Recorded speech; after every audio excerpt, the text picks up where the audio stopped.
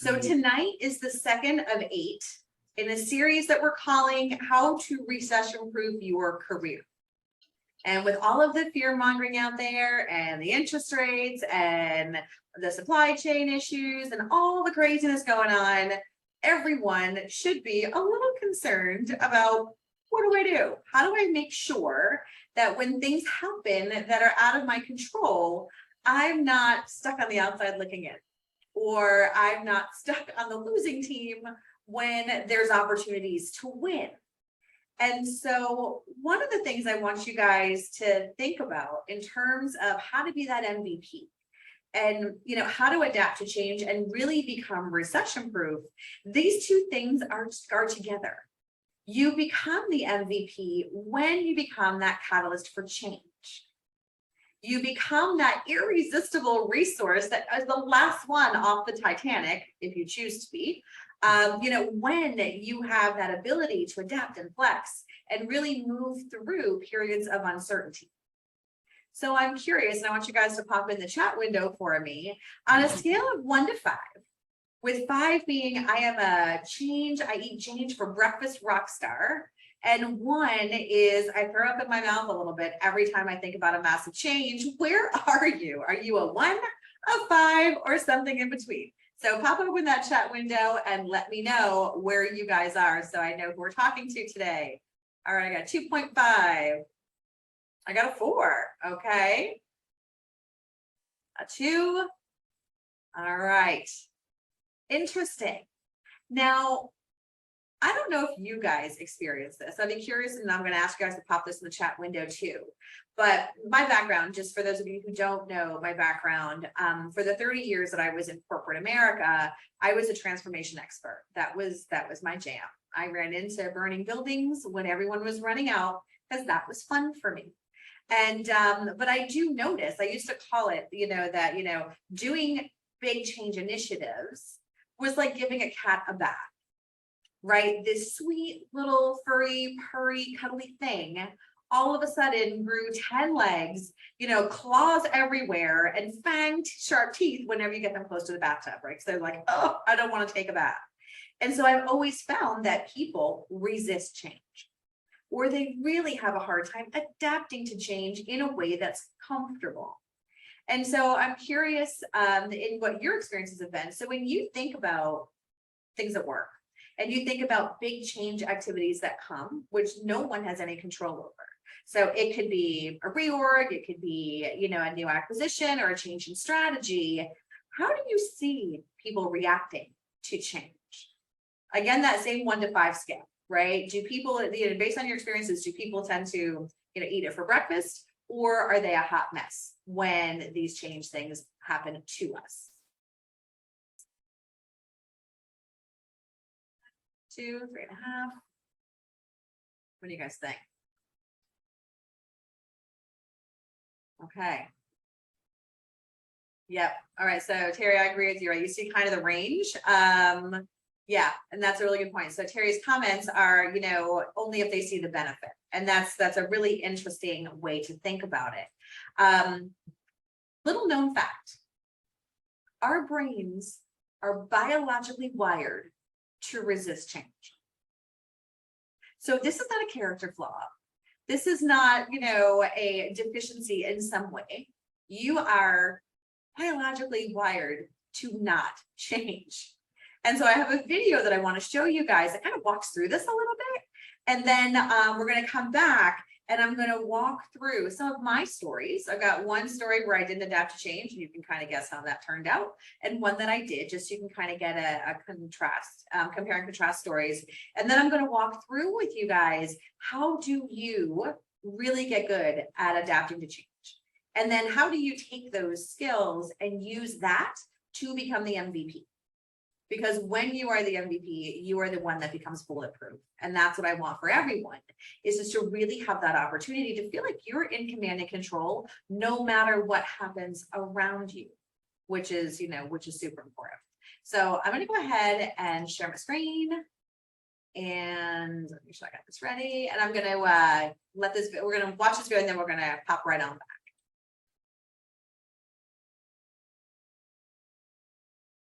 Mental resistance happens to us often. It happens when we're trying to do something new that matters to us, but there's something inside us that doesn't want to change and wants to stay in our comfort zone. We can try to fight this resistance, but if we don't have the right mindset and strategies to handle it, we may give in to the resistance and not change for the better. Before we discuss a practical way to handle mental resistance, let's talk about the neuroscience behind why we experience it in the first place. When we're doing something new, different, or unusual, the prefrontal cortex area of our brain becomes active. This part of the brain processes ideas, perceptions, and logistics and uses a lot of energy. But it can only process a certain amount of information at a time and tends to get tired quickly. So when we experience any change, whether it's good or bad, our brain has to work harder. This extra effort by the prefrontal cortex when dealing with change can lead to physical and mental discomfort. This discomfort can activate the amygdala. Our amygdala is the orchestrator of our flight or fight response to danger, stress, or the unknown. When the amygdala is activated, it can stimulate feelings of fear or anger and can cause us to act emotionally and impulsively. It can also lead us to certain psychological states such as depression, confusion, or panic. Our brains try to be efficient, and using our basal ganglia is one way. Our basal ganglia automates our actions, thoughts, and behaviors, and this happens at the unconscious level. Simply put, whenever we experience resistance to change, our habits stored in our basal ganglia tell us what behavior we need to perform to get us out of that discomfort based on previous experience. To overcome resistance, we have to expect it to come and be aware when it's happening. You'll need to observe yourself and try to process the feelings you're having and why you're feeling them. Also, notice what behavior you're performing to get out of this uncomfortable feeling. As your awareness increases, you'll likely be able to fight your mental resistance and keep working. For example, when making this video today, I was stressing myself out. I spent the morning trying to get it started but had no work to show for it. I started feeling stressed and had strong doubt about being able to finish this video. And I felt so uncomfortable, I walked away and started mindlessly watching TV. A couple hours later, I realized what was happening. I understood that I was experiencing stress of making a video on a topic I haven't made before. My brain feared the unknown. Also, I was stressed about spending my morning trying to get work done, but not having any work to show for it. My brain feared not being productive with my time. I also understood that watching TV was an unconscious coping strategy that I've used in the past to deal with mental resistance. You see, now that I was aware of what was happening, I understood that whenever I feel these uncomfortable feelings, it's completely normal and expected. Now that I'm aware these feelings are normal and expected, my brain was less stressed. And with being less stressed, it became easier to get back to work to finish this video. If I keep becoming aware of why I'm experiencing resistance, yet keep working anyway, eventually my basal ganglia will automate my actions to keep working whenever I'm feeling this uncomfortable feeling of stress, instead of using my old strategy of mindlessly watching TV. Now, just because I was able to overcome my resistance today and make this video, doesn't mean it wasn't tough. This next story I'm about to share may be tough too. A couple years ago, I was out of town for work and staying at a Holiday Inn Express. I didn't have much time to get ready in the morning and quickly got in the shower. But the hotel shower seemed to have a faulty faucet. I turned the shower handle a little to the left and it was scalding hot. I turned it slightly to the right and then it was ice cold. I must have spent 5 minutes moving the shower handle back and forth before I realized I was going to be late if I kept waiting to find a comfortable shower temperature. So I quickly showered with the freezing water and it was brutal. But I was able to make it to work on time and looked professional. I shared this faulty faucet story with you now because it teaches us a lot about life. To perform any meaningful activity in life, there will be some discomfort, especially in the beginning. You can waste a lot of time trying to figure out how to make positive changes without feeling any discomfort. But like me in that shower that day, it's not going to happen. You can research the right mindset and strategies to handle whatever it is you want to do, but you'll still feel discomfort and need to take action anyway. That's really what makes someone a professional, not letting their emotions get in the way from doing what it is they're on this earth to do. The good news is, the more and more you fight this resistance by taking action, the easier it becomes to make it a habit and something you do consistently. If you found this video valuable,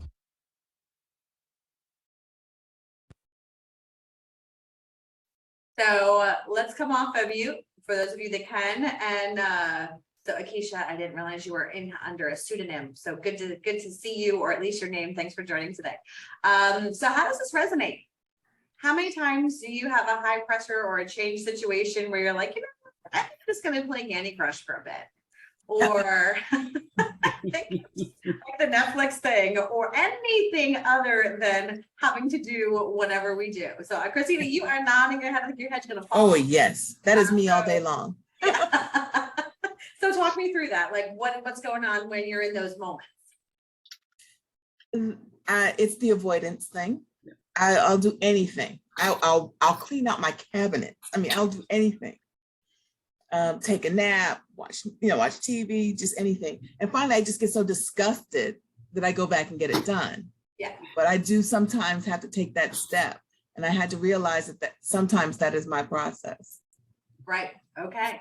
I bet none of you realized you were getting a biology lesson today, right? So that wasn't for sure, right? So Terry, how about you? You know, you're in the thick of change regularly. So does this resonate with you? It did. And it's funny because a couple of my roles have been change manager, right? So, you know, it's very real, but yeah, avoidance is big, you know, and I do it all the time. But I do it, I know that it's real. I know that it's one of my coping mechanisms. So now I do it and I time it and then I get myself out of it, right? Because I've lived with it for long enough and kind of taken stock of a lot of different change management tools and things like that. And now since I'm conscious of it, I do it, get it over with, and then I pick pull my bootstraps up and I'm back into whatever I need to do. So yeah. I don't totally avoid the coping mechanism because I know I need that. But then, a little bit of it and I'm okay. Right. Okay. And I think that makes sense. And I think part of the video that we just watched was all about being that self-aware. Like knowing your body and your brain is not built to adapt to change. It's just not. And so it's, so to know that and say, okay, so what are the things that I need to do to get everything in a place where I can take action?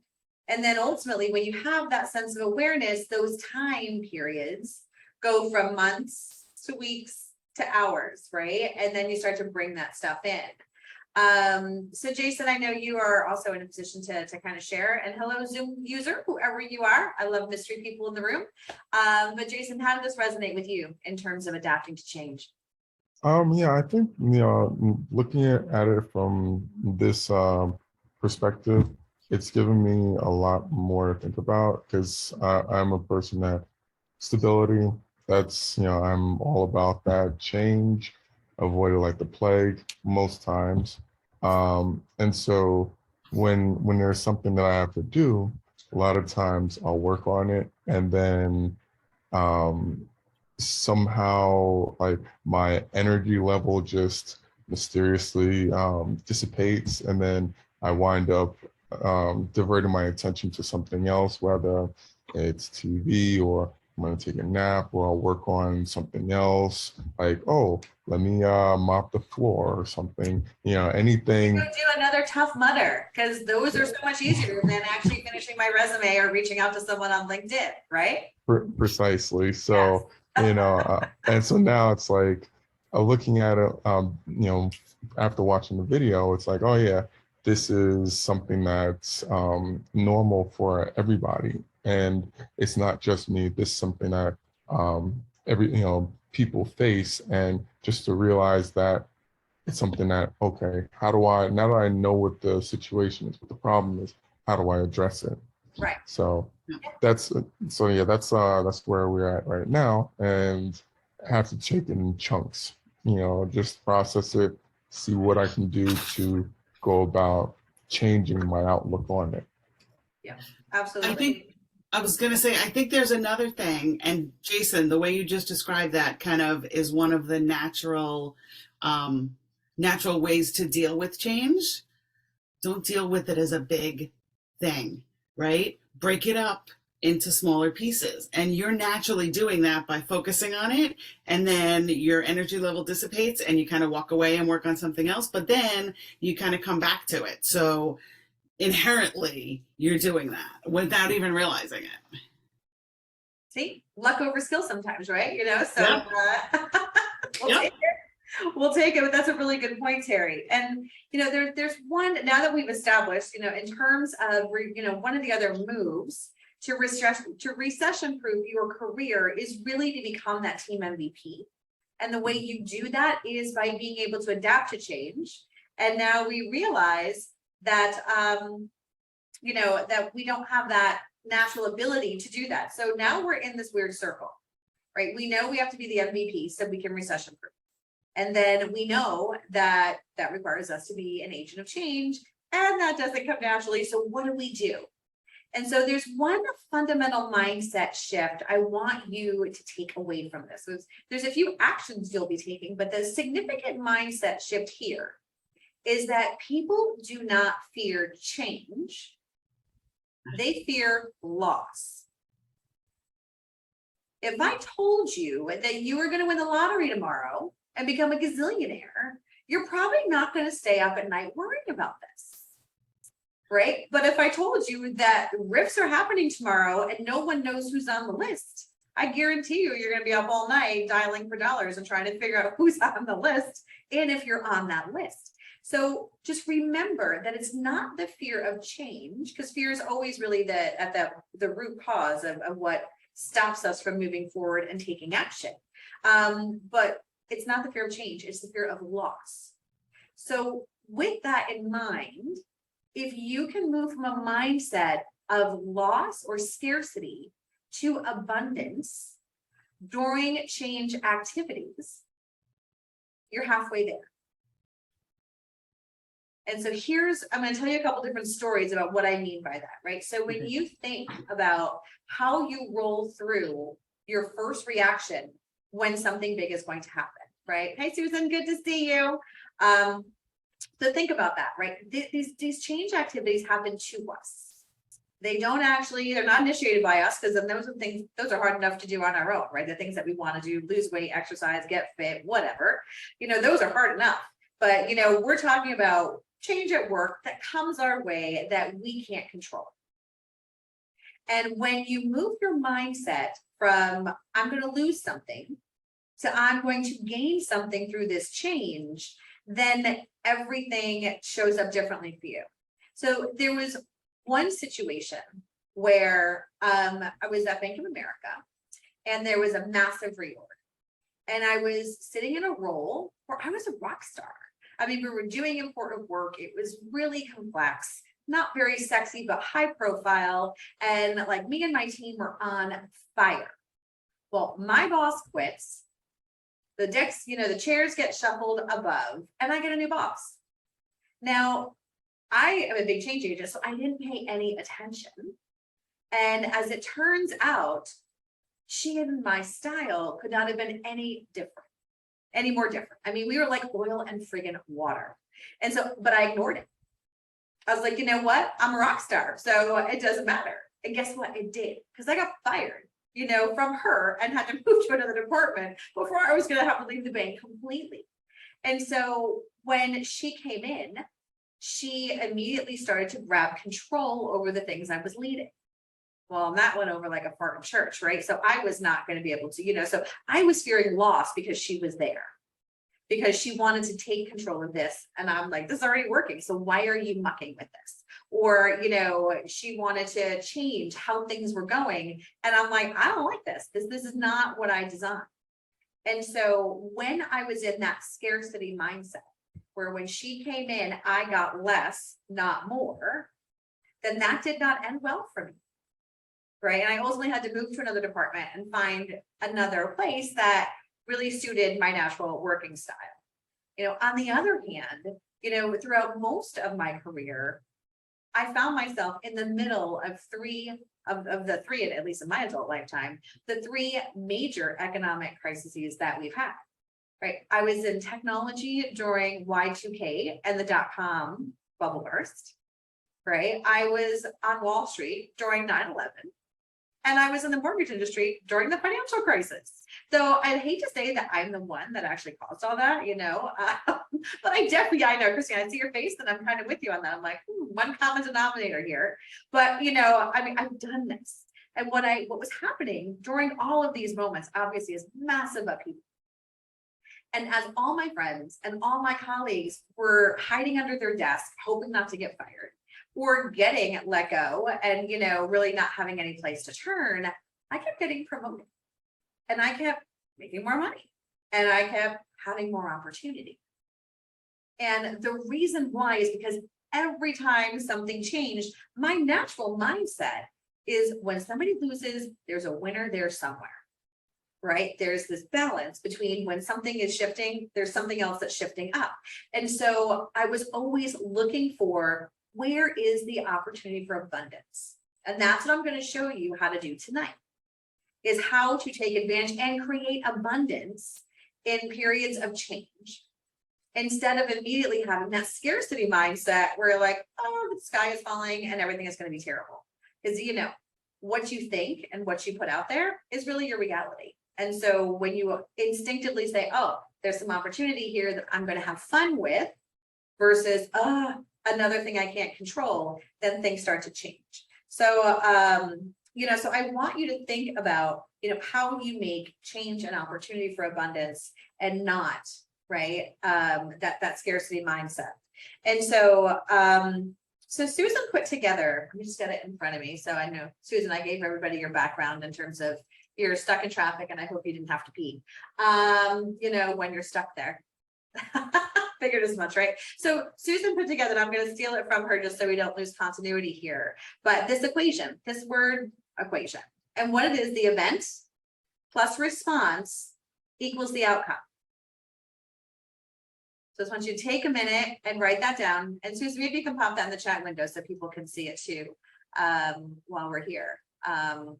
So the event plus response equals the outcome. So the event happens, whatever it is, it's out of your control and it has happened to you.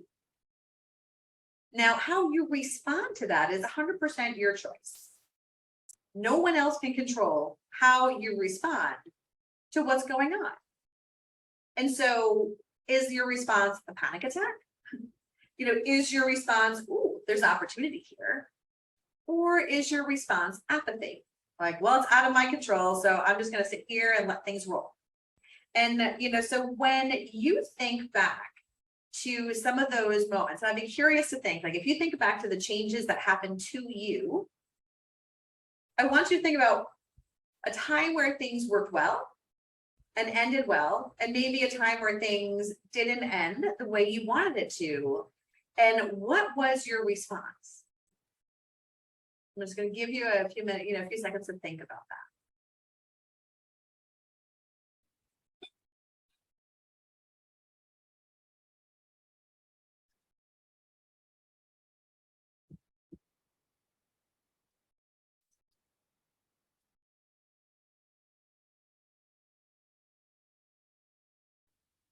All right, so who wants to talk through some of those ideas?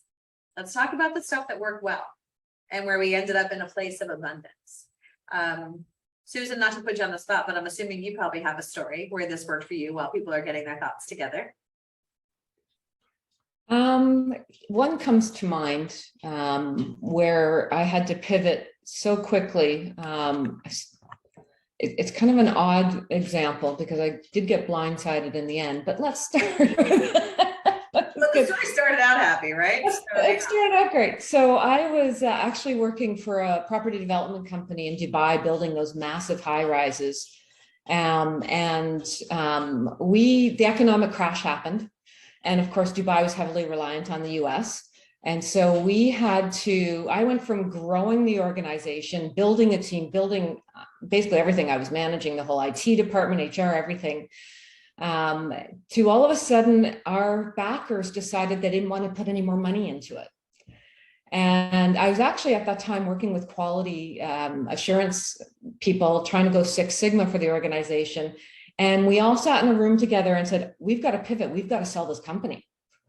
Well, my background, I've never sold a company before. And it's like, okay, bring it on. Let's do it. So we went out and we used all of our contacts and everything else. And we found buyers for the organization. And it was, luckily I had my team, they were pretty independent and everything else, but all of my focus went on that. And then found the buyer, 11th hour. They were supposed to keep all of the executive team. And here's where things went sideways. So I adapted very easily. They were supposed to keep me. The very last day, 4 o'clock in the evening, everybody's supposed to be out by 5 o'clock. And they told us they weren't keeping any of us. So I had to do termination letters for myself, my CEO, who's my boss, all the boards and everything else. And we had to hand it to each other. And then we went out drinking, because what else do you do? So I worked my butt off to try to save the company, sell it, and move things forward. And in the end, I got a termination letter. So there you go. So it was good, and then it turned not so good. A lot of twists and turns along the way, right? Yeah, So, yeah. So Terry, how about you? Does a successful change event come to mind for you in terms of how you reacted to a change activity?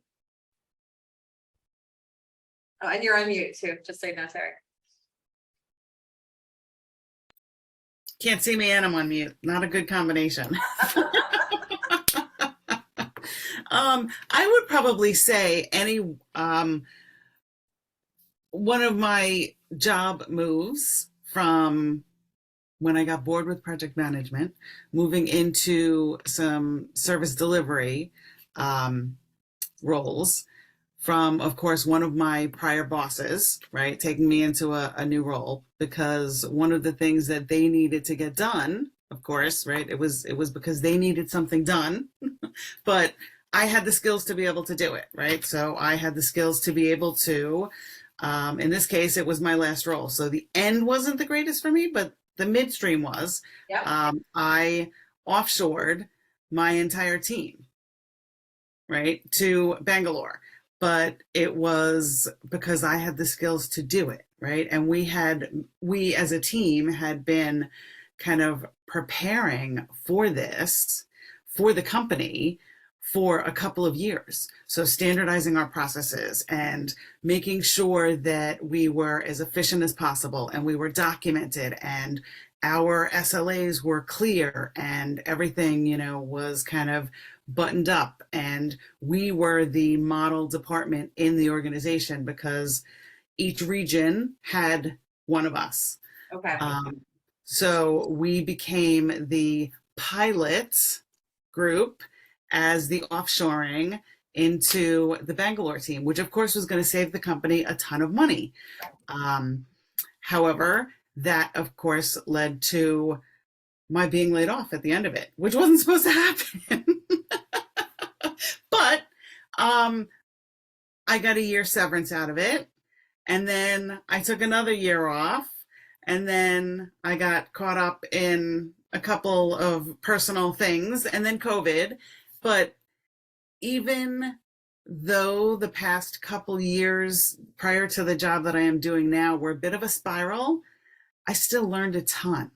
I learned how my skills, right, were applicable to other industries, because I had bought a house in that meantime, and I wound up gutting it down to the studs. So I project managed my general contractor, and he could have been happy or not happy about that. I'm sure some days it was a mix of both. However, there were a couple of times that he said to me, if you weren't here, I would not have thought about that. Right. Right? Which my not being familiar with the construction industry at all is kind of a good feeling, Yes. right? And being in the middle of a downward spiral also, you Like, know, oh, my skills says a do lot. differ. I could be in DC if I wanted to be, right? So Yes. yeah, Yes, I yes, have a yes. plan. Yeah. So, And I think, even though it's interesting how Terry and Susan's stories, had a happy, sad ending, right? So it's interesting how that works. But there's some key points in terms of how you react to something in Yeah. terms of change. And that even though at the end you guys both got pink slips, you both picked up brand new skills that you would have never had otherwise. yes. Right, for an extended period of time. And so instead of saying, oh my God, our funding backer is gone, let's hide under the desk and hope nothing bad happens, you stepped in, found the opportunity, it's like, okay, there's opportunity everywhere, and ran with that and got some new skills in the process. And you ultimately accomplished what you wanted to for the company, just not for yourself, right? And as a woman in Dubai, that doesn't surprise me one bit, but I'm glad you weren't the only one that was let go. And Terry, the same thing, right? You were brought in for your expertise. There's an opportunity to share your knowledge with the other regions because they didn't know how to do that and to, get better at that. So the one thing that I say all the time, and I picked this up from Dean Graziosi when I did a Tony Robbins and Dean challenge during COVID when my head was just not screwed on straight. And he said one thing that really resonated with me, and I say this often, is that one thing in terms of trying to stay in an abundance mindset. And when change happens to us, we've got three reactions, right? You can have fear, you can be ambivalent, or you can find the opportunity. It is a mindset game. And that is 90% of the challenge. And the reality is your focus is your expanse. So if you are focused on fear, that's what's going to show up for you during this change event. If you're focused on apathy, that's what's going to show up for you during this change event. And if you're focused on abundance and opportunity, then that's what's going to show up for you. And so while these change initiatives, these change activities feel like they are completely out of our control, there is so much that we have direct control over. And so the days of playing victim or helplessness when these things go wonky and sideways are over, right? Because now you've got, that mindset is the key. And then really figuring out, okay, where are the opportunities? And that's what we're going to talk about now, is how do you become the MVP during these moments? And I've got 5 pro tips that work every damn time. So I want you guys to write them down and, we can certainly work through how these work. But here are the things that you do to become invaluable. Because what happens is if your company is impacted, or if you want to recession-proof your career and that there's headwinds in your industry, you want to be the one that's not impacted. Or decide that I'm not staying on the Titanic, I'm going to go work for a company that's actually succeeding, right? But you want to be the one making that choice. So if you want to be the one to stay as long as you can, so you can decide what you want to do based on how things are turning out, here's 5 things you want to think about. The first thing you want to do is be the one to get the elephant out of the room. There are so many times when there is this giant issue and no one will talk about it. We're just going to pretend we don't see that elephant sitting in the corner. But when you do, and you bring it up and you offer to be the one to really talk through that elephant situation and start to address that, all of a sudden you're seen as a leader, whether you have people working for you or not. And so it could be something like, okay, we've got this big change coming through. No one wants to talk about it, but our customers are going to hate this. But no one wants to talk about it. So if you bring that up and you start to work with people to bring that solution to bear, now all of a sudden you're valuable because you're addressing the thing that everyone is terrified to talk about. You don't have to lead it or own it to say that we need to do something about that and start bringing those conversations together. So number 1 is that you really want to be the one to address the things that everyone else is afraid to talk about. The second power move or pro tip on this is when you find ways to contribute to your company's biggest goal.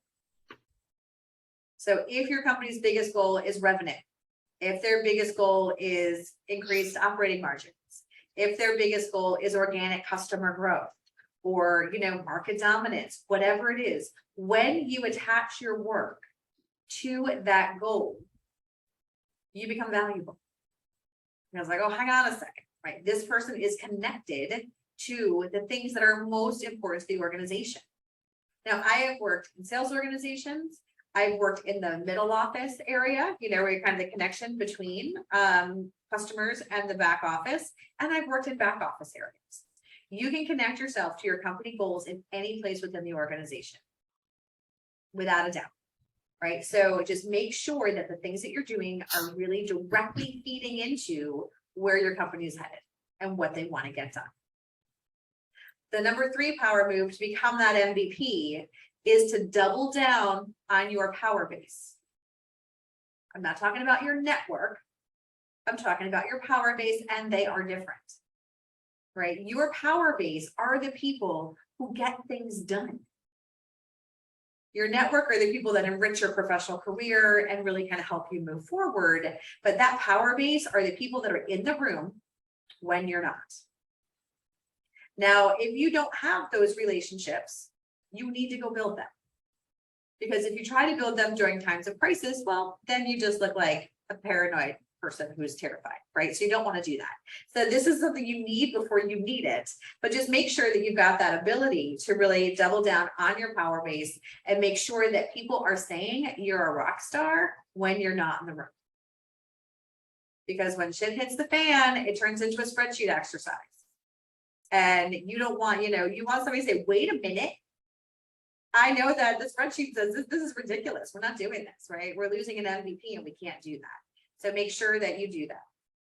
Number 4, this is your best time and most important time to self-promote you and your team's wins. Big, small, doesn't matter. Celebrate them all. Now, you don't want to turn into an egotistical jerk that says, oh, look at me, I'm awesome and everybody else sucks. But what you want to do, because you're working on your company's biggest initiatives and goals, is to, this is your moment, you've got to self-promote. Because if you don't, no one else is. And so find ways to authentically self-promote your wins often. Because trust me, everyone is so focused on what they're doing, on what's happening in their world, they don't have time or the interest to get up and look around and see what's happening. And so if you don't punch them in the face with all the cool things that you do, they're never going to see it. So find a way to do that. And then number 5, for those who are bold and brave, it's not for everyone. That's why I say pick a few of these, is take on a high value project that no one else will touch. I'm not talking about what I call the doormat projects, which is all the BS work no one wants to do. That's not what I'm talking about. I'm talking about projects that are driving strategic initiatives or important initiatives that lead up to the company's goals that are so scary or so politically complex or so destined for failure that no one will touch them. I call those, I'm a New Yorker, so I call them the third rail projects. Because in the subway system, if you touch the third rail, you're dead. And so that's what that's how I made my career, is I would take on these third rail projects. A, because I'm an adrenaline junkie, you know, but B, because no one expects you to be successful. So even if you win just a little bit, you're a rock star because no one expected it to work. And so, you know, and again, it requires a bit of boldness and a bit of braveness, but you can absolutely do this. I mean, I made, you know, in my career, I didn't have a college degree. I was always the youngest leader. I was, you know, the only woman in the room half the time. And so I did not have any superpowers to do this other than I was just, you know, too dumb to know any better. And I'm like, sure, let's do this. This looks like fun. You know, so from that perspective, just make sure that's you know, that's the ultimate power move to become that MVP, is to really get into that critical position where you're doing the work that everyone else is too afraid to do. Okay. So I'm curious. So number one is bring that elephant out in the room and rally people around it. Number two is to find ways to contribute to your company's biggest goals. Number three is to double down on your power base. So people get things done, are, getting things done for you when you're not in the room. Number four is self-promote you and your team's wins often and loudly. And number five is taking on those third rail projects. So in that chat window, or even, if you guys, for those of you who can talk, which one or two of these strategies do you think you can start to put into place right now?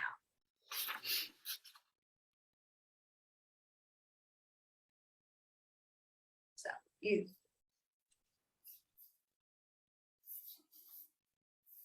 Hey, Narvi, good to see you. Good to see you too.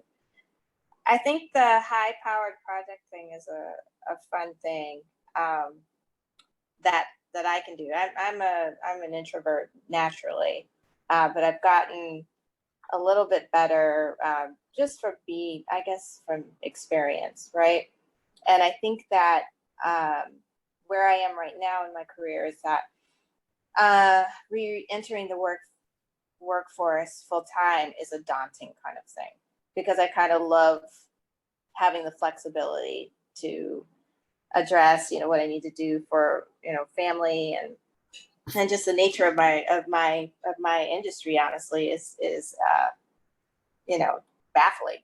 I think everyone is just like the wild, wild west right now. So I'm trying to figure out, where I can fit in. So just for those who don't know you, why don't you talk a little bit about your industry and what you do, so they've got some context behind the conversation. Oh, sure. I'm in the fashion industry. I worked for large vertical retail companies for maybe over 20 years, but mainly in middle management positions. And one of my specialties happened to be just getting in on the ground floor of small labels or startups underneath the umbrella of a large company, right? So anytime somebody wanted to launch a new store, I'm like, oh yeah, I want to do that, or I want to design things that people don't really need, or stuff like that. So kind of, I don't know, I gravitated to that, and it was really pretty good for a while, and I experienced a lot of what on a different level, because I was never director or like a manager of like $1 billion business. However, I contributed to the bottom line of these larger companies. And one of the things that I was not always aware of is that you do need to self-promote. And I think that's one of the things that I had trouble with, because I just thought, oh, I'll just, keep my head down. People are going to see my work. Right? Yeah. Yes, Well, no, it was happening. No, they My won't. stuff Yes. my stuff was selling.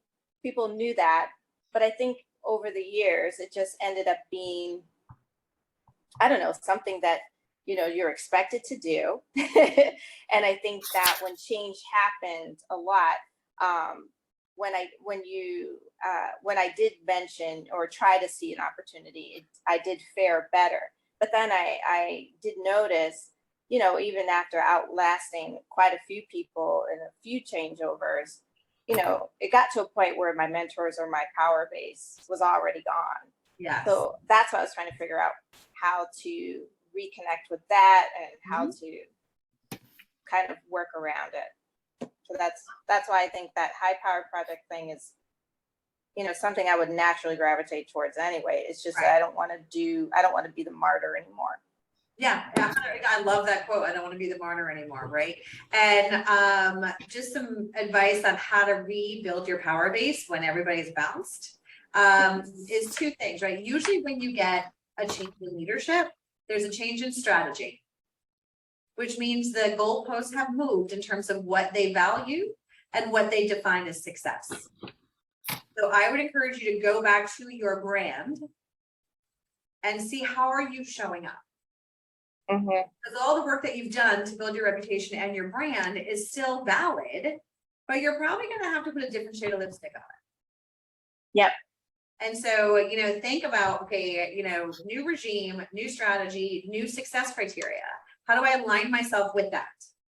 And start to get people to think of me in those terms, right? And then when you are the problem solver in the room and you are the leader that, will, because people will defer to leadership. They don't need an org chart to do that.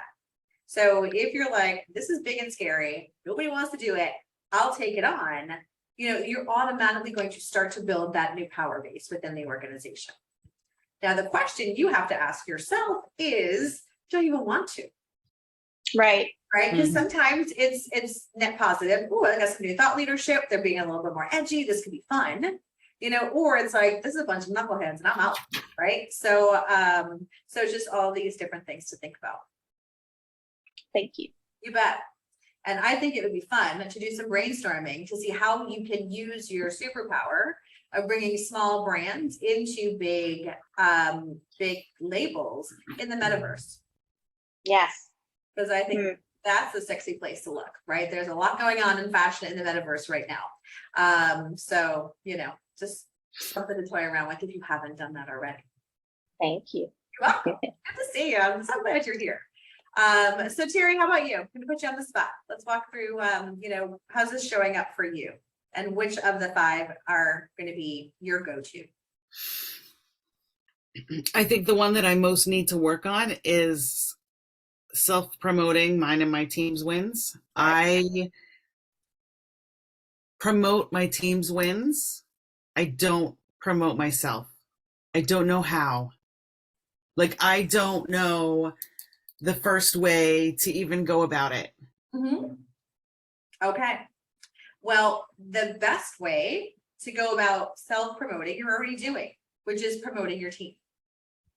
Because when you celebrate your team's win, you are associated with that by proxy, right? So they didn't do this all by themselves, so as long as you're seen as that strong leader, when the team wins, you win.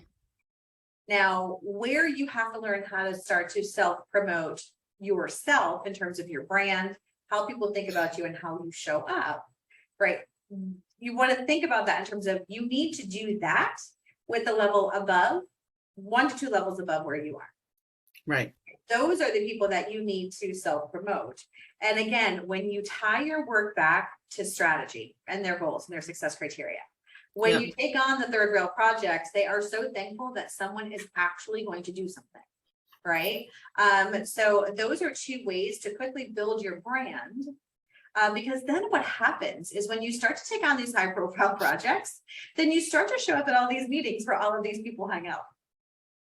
Because you're in a governance meeting or you're, talking about strategy or a project charter or any of those things that needs to go 1 to 2 levels up to get approved. And so when you are there presenting this is your moment to self-promote. Because you're not going to say I'm awesome, but by showing up and being in the room and being your natural awesome self, they're going to know it. Yeah. See, and that's where this whole self-confidence thing comes back into play. And I'm laying all the cards out on the table right now because in my old life, I was there and I was in those meetings and I was doing strategies and I was building business cases and I was in those leadership meetings and driving steering committee meetings. Right? You were there. And now I am in my head, right? And in my job, just a project and program manager. So I have not been able to break that threshold yet in this new organization, new 1.5 years, where I feel comfortable. I feel comfortable enough having certain conversations and sticking my foot in the door and voicing, not issues, voicing opportunities and ways to, ways to solutions and things like that. But I am not 100% fully confident to start having the additional conversations. Right. Okay. Well, finish the challenge and hurry up and start working with Susan. That's the easiest way to fix that problem, right? So yes.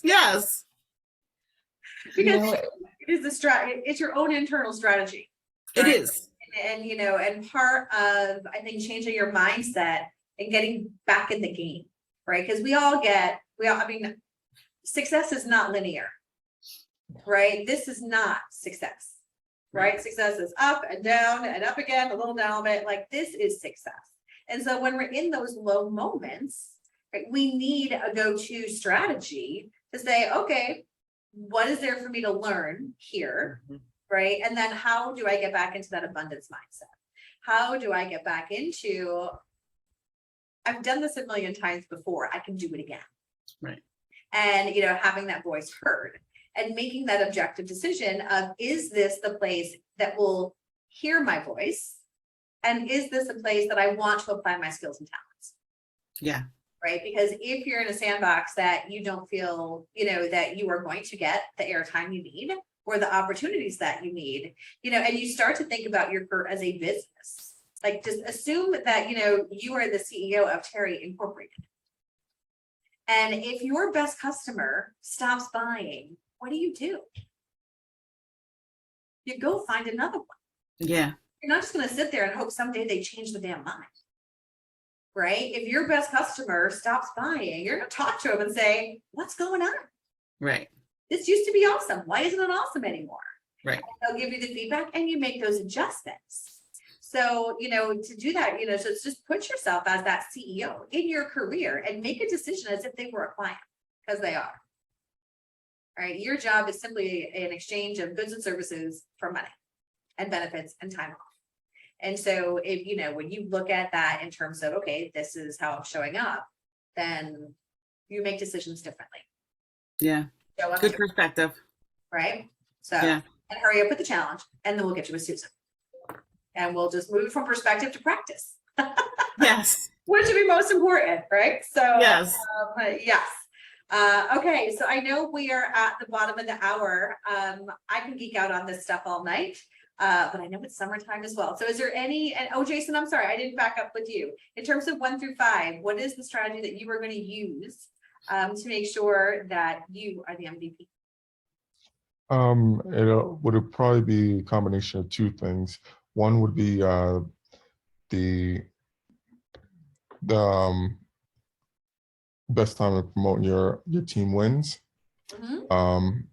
You know, like because things that I do, I just think that it's you know,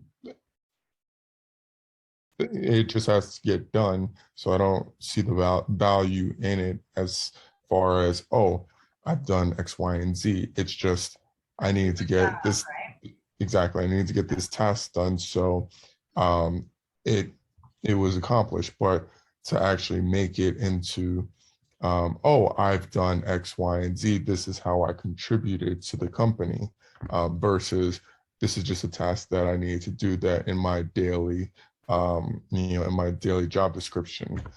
So I have to bolster that up, and also the take on the high value projects that no one else wants to touch, because this is one, me challenging myself to be more productive, and also showing, well, it's also showing myself that yes, I can do this, and it shows those around me that, oh, this person is up for the job, this person is dependable, this person can get these things done that others won't take the task to. So it's a combination of two things. All right. I love it. Go ahead, Susan. I was going to say, you know, to everybody's examples, the thing for me, the common ground, and I guess it's because of my experience, I don't know how many times over my career, people have told me, I don't know how you do that. I could never do that. Like they're envious, or they're just, it's not in their wheelhouse, and they have no idea how I do it. So if you celebrate your wins, and if you make it known to other people that this is what you're doing, I'm going to guarantee you they're going to say, well, I couldn't do that. Good on you. Yay. Right. It's because your talents are unique. And you need to share them. You know, so use that as motivation to go out there and say, hey, this is what I've done, because you can do that. I probably couldn't do what you do. I'm sure I can't. So just enjoy it and be proud of what you can do, and know that your skill set and your personality and who you are is unique, and you need to get out there and put it out there in neon. I think that can't do the one without the other. I don't think you can take on the tasks, the third rail projects, without embracing the self-promotion piece of it, or you just become the dumping ground. Oh, Yes. don't worry, she'll do it. Don't worry, he'll do it. Without getting the recognition, without getting the benefits that taking on these difficult projects are due you. And I think, Terry, to your challenge with this, as you proceed with the program and you work with Susan, and you said that you had not been keeping a file, you had not been keeping a record of your accomplishments, of your wins, of your contributions, be they yours or your team's, with your assistants. You're going to change that. Yeah. You're going to start keeping those records.